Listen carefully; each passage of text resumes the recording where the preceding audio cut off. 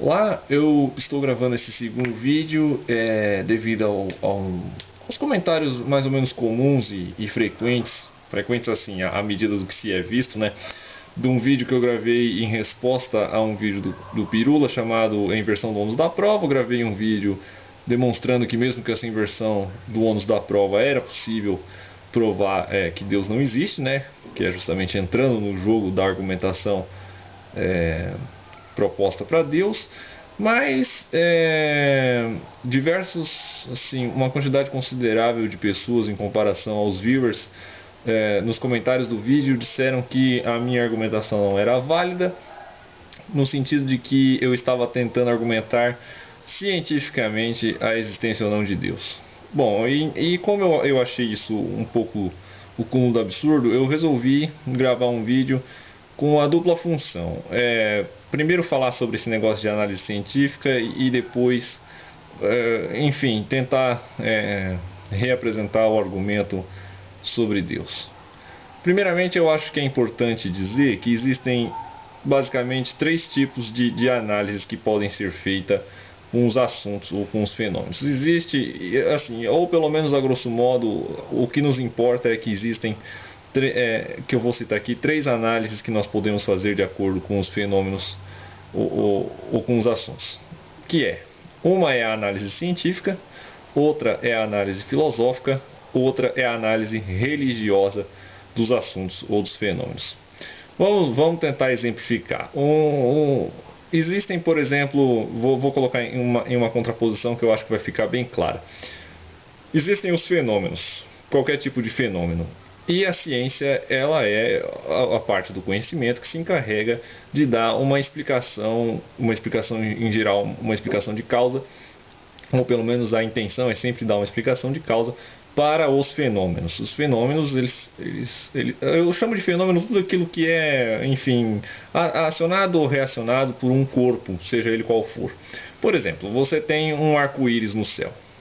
E concomitantemente a respeito do arco-íris em particular, nós temos, podemos dizer, duas explicações. Nós temos a explicação científica, que parte de um conhecimento óptico, de um conhecimento atmosférico, enfim, né? Todo mundo conhece mais ou menos a explicação científica por um arco-íris. E existe a explicação religiosa para um arco-íris, né? Que é o lembrete de Deus, porque a memória dele parece ser fraca, para que ele não inunde novamente a terra de água. É um grande favor que ele faz. Enfim, veja, de um outro lado, e de certa maneira, as explicações religiosas, até certa medida, elas são mais ou menos concorrentes no sentido de andar paralelamente com as explicações filosóficas. Eu acredito que na grande parte dos assuntos que ela trata, assim, dos grandes troncos de assuntos da religião. Por exemplo, Deus, metafísica, moral, são três coisas, por exemplo, que existem concorrentemente: explicações religiosas e explicações filosóficas. Por exemplo, existe, claro, uma moral cristã, que pode ser bem resumida no livro do Levítico, ou, sei lá, numa interpretação mais geral e abrangente do quadrangular. Mas existe, lógico, diversas escolas filosóficas que tratam sobre a moral, sei lá, desde de Platão até, enfim, por toda a história da filosofia, você pode encontrar pessoas que tratam sobre a moral. De tal maneira que, a grosso modo, nós podemos dizer que a explicação científica, ela em grande parte se mantém à parte das explicações que a filosofia e a religião se propõem a dar, e vice-versa.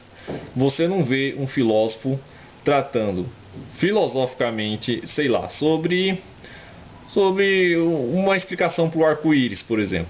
Isso é de análise científica. Assim, um cientista vai lá, ou um conjunto de cientistas vai lá, observam um fenômeno e tentam dar uma explicação para ele. Da mesma maneira, não a ciência de uma maneira geral, não estou dizendo a pessoa do cientista, mas a ciência de uma maneira geral se abstém das questões que a filosofia se apropria. Por exemplo, a moral. Não há um cientista que coloque, por exemplo, em termos de princípios e formulação matemática, comportamentos morais. Por mais, por exemplo, que, sei lá, que as ciências sociais tentem fazer mais ou menos isso hoje, de acordo com os comportamentos, né? Não, enfim, é um absurdo a ciência querer fazer o dito ou tentar fazer uma mínima descrição sobre a moral. Eu vou partir da presunção que ficou clara essa minha distinção entre o que é o objeto da ciência e o que é objeto da filosofia. Naquele meu vídeo anterior, onde eu falava sobre esse papel, onde eu falava sobre essa impossibilidade de Deus existir por conta da questão do corpo, é óbvio que isso não é uma explicação científica. Não pode ser uma explicação científica. Se eu estivesse tentando responder à questão da existência de Deus através de um viés científico, em primeiro lugar ia ser a análise mais sem noção possível, porque a ciência só é capaz de analisar as coisas que possuem corpo. E eu estava dizendo que Deus não possui um corpo, então não faz nem sentido se fazer uma análise científica. Se fosse possível fazer uma análise científica da existência de Deus, essa análise ela saberia identificar quais dos fenômenos naturais há ou não a presença de Deus. Existiria aparelhinhos que nós poderíamos medir um atributo divino nas coisas, enfim, e nós saberíamos até mesmo prever quais seriam as próximas ações desse atributo divino, desse Deus, se fosse possível fazer uma análise científica de Deus. E claro que se isso fosse possível, não seria Deus.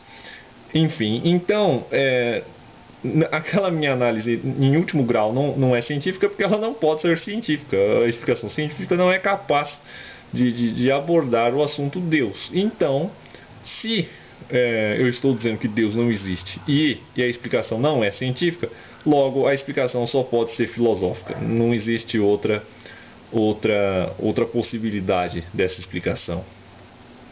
E para quem de fato prestou atenção no que se diz no vídeo, talvez ou até mesmo eu não tenha deixado isso claro no vídeo, eu trato ali de questões metafísicas e em certa medida eu dou provas ontológicas da não existência de Deus. Ou seja, eu não posso dizer que eu faço uma ontologia porque necessariamente Deus deveria ter um ser. E se eu estou dizendo que ele não tem um corpo, então ele não tem um ser.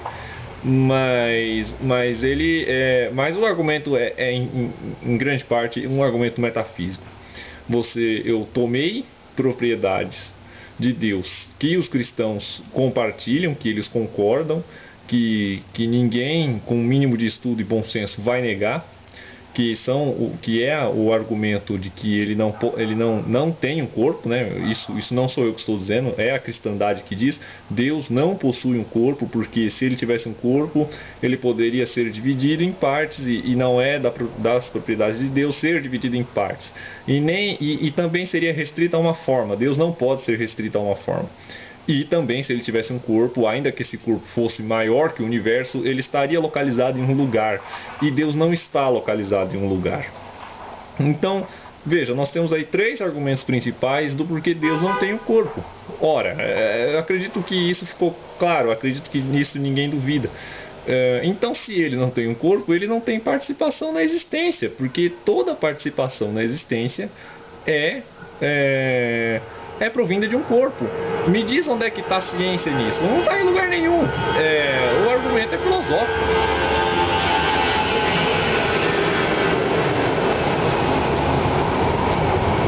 Enfim, se é de comum acordo que ele não tem um corpo, então Deus não tem uma participação no mundo, e isso é uma impossibilidade. Nesse caso, nesse sentido, ontológica, né? Do metafísico para uma ontologia, e em parte alguma se refere a alguma ciência. A ciência poderia muito bem não existir e o argumento se manteria o mesmo. Enfim, a intenção do vídeo era só demonstrar aqui as distinções, né, entre argumento científico, filosófico e religioso, mostrar que o argumento não é científico, e se eu estou dizendo que Deus não existe, ele também não é religioso, lógico, logo ele só pode ser filosófico. E enfim, espero que os próximos comentários sejam contra-argumentações filosóficas da existência de Deus, e não dizer que a minha análise é uma análise científica. Até a próxima.